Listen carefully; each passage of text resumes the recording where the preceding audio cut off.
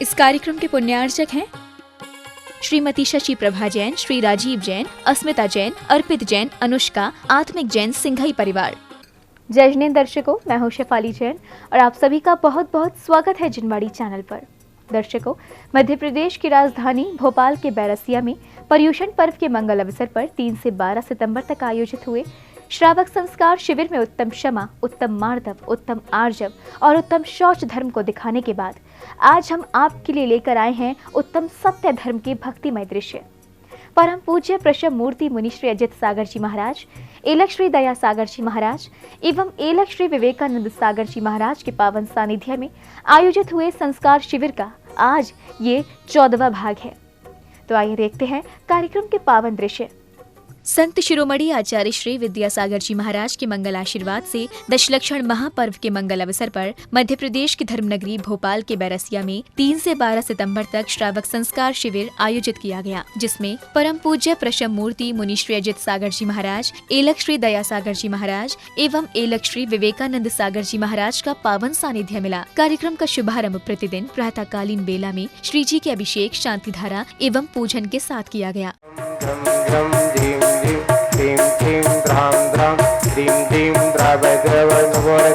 भगवते श्रीमते पवित्र तल जलिने जिनाभिषेकयामि ते स्वाहा।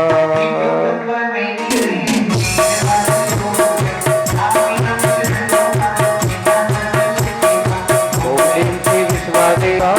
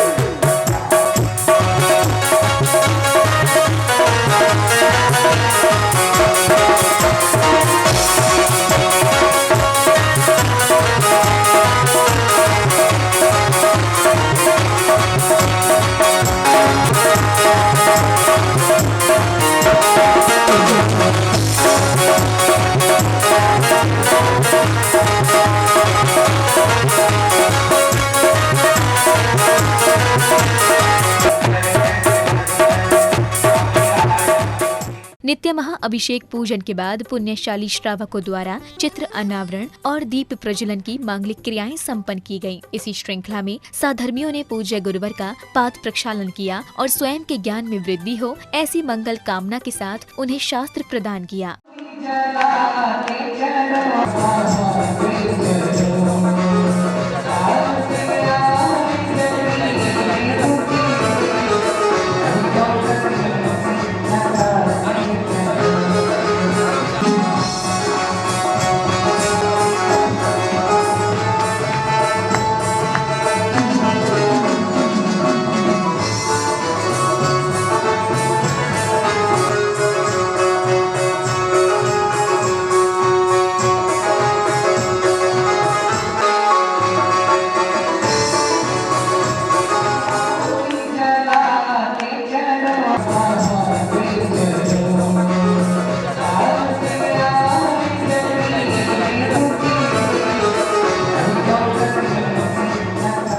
गुरु आशीष ग्रहण करने के बाद भक्तों ने उत्कृष्ट भावों के साथ श्री जिनेंद्र भक्ति की और अर्घ्य अर्पण किए। इसके बाद बालिकाओं ने तत्वार्थ सूत्र ग्रंथ के 10 अध्यायों का अध्ययन किया।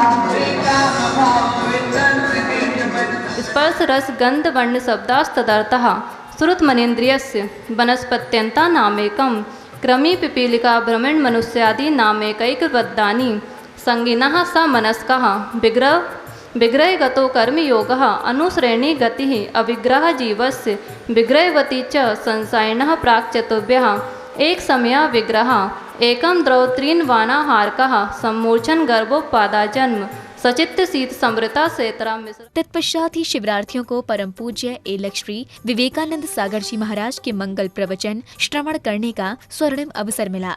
क्योंकि जिस धर्म की बात करना है वह धर्म जो है अनुभव का है। किसका है? अनुभव का है, वो वचनों का नहीं हुआ करता है।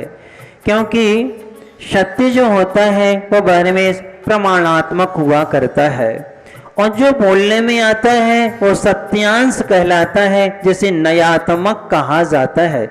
इसलिए वस्तु को सर्वांग रूप से हम जान तो सकते हैं, लेकिन उसको उतने समय में कह नहीं सकते, क्रम क्रम से ही कहने में आती है, इसलिए सत्यांश कहा गया है।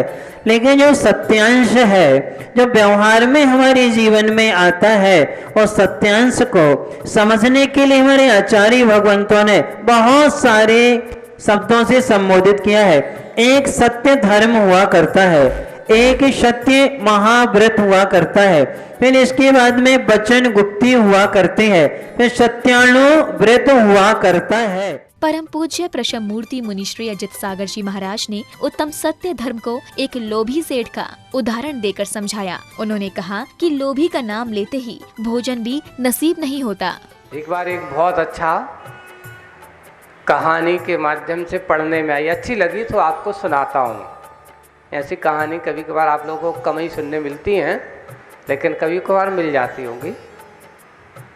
कहानी का शीर्षक था कि लोभी का नाम लेते भी उसको भोजन नसीब नहीं होता।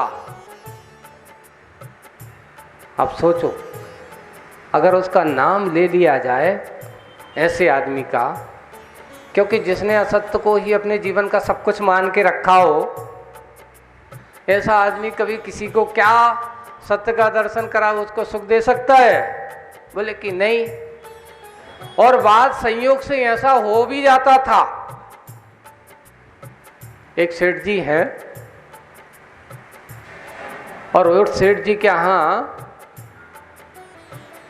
नौकर चाकर भी हैं, लेकिन नौकर चाकर कभी मजाल है कि कभी अपनी मेहनताना से कभी पुरस्कार में कछु मिल जाए नहीं। यहाँ तक तो यही हो जाए कि अगर एक दिन नहीं आ जाए तो उनमें से पैसा तो कट सकता है, लेकिन बढ़ नहीं सकता। अगर आज उसने काम नहीं किया तो भैया आज का पैसा नहीं मिलने वाला। अब वो तो हो जाए, वो चल जाएगा, लेकिन तुम कहो कि एक्स्ट्रा मिल जाए, वो तो संभव नहीं है। उनका स्वभाव ऐसा। अब उस स्वभाव के कारण से वे नौकर लोग मजबूरी में काम करते थे, लेकिन उनकी एक विशेषता थी, वे अपने सेठ का कभी नाम नहीं लेते थे। बोले कि कैसे आदमी है, सेठ के यहाँ काम करते पर उनके यहाँ नाम नहीं लेते। एक बार क्या हुआ, उनका एक घोड़ा लेकर के एक नौकर जा रहा था,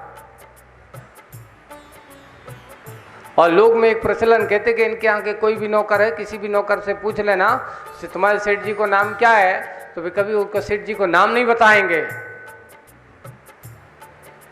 अब उनसे पूछा गया कि क्यों भाई, क्यों नहीं बताओगे, क्या बात है?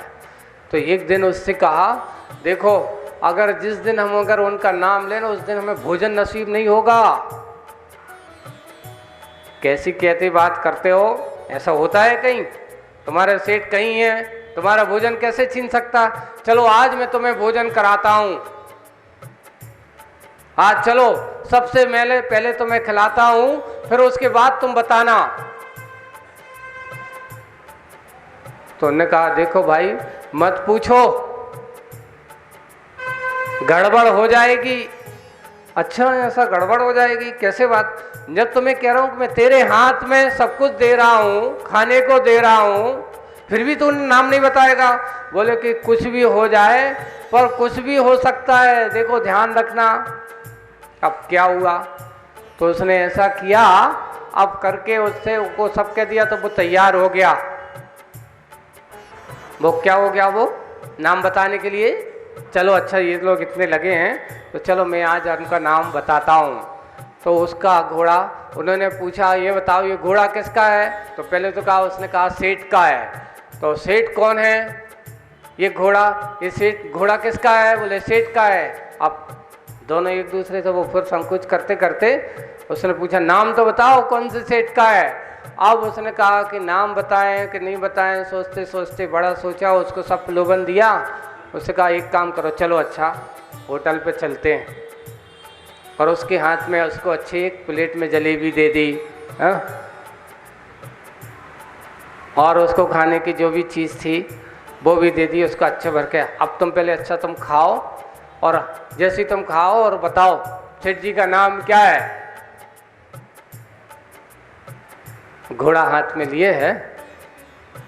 अब हुआ ये कि जैसे ही उसने नाम बताया, और कहीं से क्या हुआ कि एक ढोल वोल वाला कहीं कोई आ रही हो, तो उसने जोर से ढोल बजाया, और जैसे ही ढोल बजाए तो घोड़ा बिछक गया।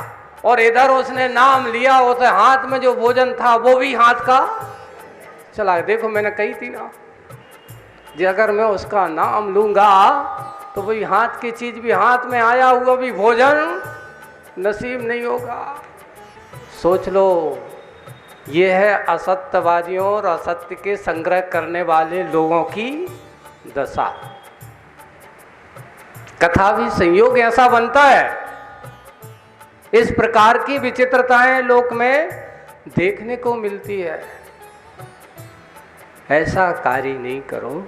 अपने यहाँ एक नीति में, यद्यपि सत्यम लोक विरुद्धम, ऐसा सत्य भी नहीं स्वीकार करना चाहिए, ऐसा सत्य भी नहीं बोलना चाहिए जो हमारे लोक के विरुद्ध हो। हमारे यहाँ ऐसे ऐसे कई महापुरुषों के उदाहरण सामने आते हैं, जिन्होंने कभी भी अपने जीवन काल में असत्य को कोई स्थान नहीं दिया, अपने शाश्वत स्वरूप को ही जानने का प्रयास किया, और अपने शाश्वत स्वरूप को पाने का एक ही मात्र साधन होता है, जो सत्य है वही हमारा अपना है।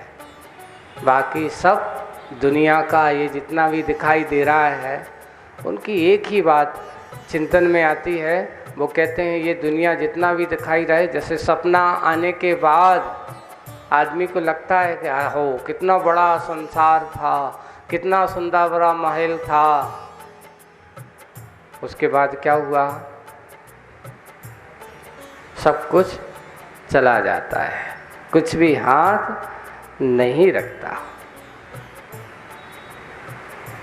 अब इन सब बातों को आज देखते हैं। अभी तक अपन ने 10 धर्म की आराधना की है ना। तो पहला धर्म ने तुम्हें क्या सिखाया, कौन सा धर्म था पहला, उत्तम क्षमा, है ना, क्षमा। दूसरा धर्म का नाम मार्दव, तीसरे धर्म का नाम, और चौथे धर्म का नाम शौच। किन्ने क्या किया, किन्ने क्या किया, क्षमा से क्या किया, क्षमा से क्या किया, क्रोध को जीता, है ना। और मार्दव से मान को मारा, है ना। और आर्जव से माया को क्या किया, छुटकारा पाया। और शौच धर्म से लोभ को फटकारा, क्या किया, दूर किया। तब तुम्हें आज सत्य का दर्शन होता है। कसायों के साथ रहने वालों को सत्य का दर्शन नहीं होता। क्रोधी, मानी, मायावी, लोभी, इनसे बने हुए व्यक्ति संसार में हमेशा क्या होते हैं, भटकते रहते हैं, लेकिन सत्य तक पहुंचने के लिए इन चार को अपने जीवन से दूर करना होता है, तब सत्य तक पहुंच पाते हैं। आज बीच के पड़ाव पर आप आ गए हो। कहाँ पहुंच गए, है ना? जैसे आप कहीं रास्ता तैयार जा रहे हो और बीच में एक पड़ाव यानी पहाड़ आ जाए बड़ा, और ये निश्चित है ये पूरा चढ़ करके फिर उतर करके फिर उस स्तर पे आपको जाना है। आज पहाड़ की चोटी पे आप आ गए हो, अब उतरना है। कहाँ उतरना है, कैसे उतरना है? देखो, नीचे तुम्हें वो आनंद मिलने वाला है, नीचे तुम्हें वह है अनुभूति मिलने वाली है, लेकिन बहुत संभल के उतरना, नहीं तो ऊपर से गिरोगे तो पता नहीं कहाँ पहुँचोगे, आनंद नहीं आएगा। कल से उतार के दिन जरूर हैं, लेकिन उतार कोई सामान्य नहीं है। एक बार किसी ने पूछा था, अच्छा ये बताओ, शिखर जी का पहाड़ चढ़ना आसान होता है कि उतरना आसान होता है? कई लोगों को कहते हैं महाराज चढ़वे में हमें तकलीफ नहीं होती, पर उतरवे में भारी तकलीफ होती है? बहुत तकलीफ होती है। देखो यहाँ बैठे हैं, बहुमत वाले हैं, उतरते समय सबको कहते भैया कैसे भी हो जल्दी नीचे उतार दो।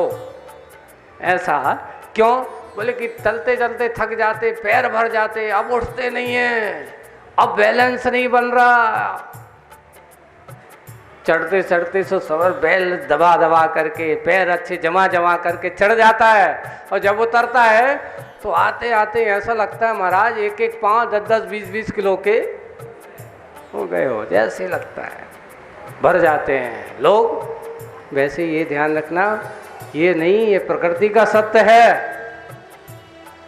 आदमी चढ़ते समय तो बहुत संभल के रहता है, लेकिन जैसे ही उतार आती है उस समय वो अपना क्या आत्मबल खो देता है, जबकि आत्मबल बना करके रखना चाहिए। और जहाँ आत्मबल बना है वहीं पर वह अपने स्वरूप की ओर आ सकता है। इसलिए क्षमा से बने अच्छे, कैसे बने? और मार्दव से अच्छे सने, और आर्जव से सीधे सरल बिल्कुल लगे, तब लोभ के ऐसे वातावरण से अपने आप क्या होता है, लोभ से अपने यानी शौच धर्म से बिल्कुल अपने आप को कैसे होना चाहिए, धर्म के जैसे घने घने वृक्ष होते हैं उसकी छाया में बैठ जाओ तो आदमी को शांति का अनुभव होता है, तब उसे अपनी आत्मा के सत्य का बोध होता है। दर्शकों, भी आप धर्म लाभ ले रहे थे। मध्य प्रदेश की राजधानी भोपाल के बरसिया में 3 से 12 सितंबर तक आयोजित हुए श्रावक संस्कार शिविर की 14वीं कड़ी का यानी 7 सितंबर को मनाए गए उत्तम सत्य धर्म के पावन दृश्यों का परम पूज्य प्रशम मूर्ति मुनि श्री अजित सागर जी महाराज, एलक श्री दया सागर जी महाराज एवं एलक श्री विवेकानंद सागर जी महाराज के पावन सानिध्य में आयोजित हुए शिविर में प्रतिदिन भक्तों को गुरुदेव के मंगल उद्बोधन श्रवण करने का अवसर मिला। तो दर्शकों, अब वक्त तो चला है आपसे विदा लेने का। कल पुनः उपस्थित होंगे कार्यक्रम की अगली कड़ी के साथ। इसी मंगल भावना के साथ अब मुझे दीजिए आज्ञा। आप देखते रहिए जिनवाड़ी चैनल। जय श्रीनेन्द्र। इस कार्यक्रम के पुण्यार्चक थे श्रीमती शशि प्रभा जैन, श्री राजीव जैन, अस्मिता जैन, अर्पित जैन, अनुष्का, आत्मिक जैन, सिंघई परिवार।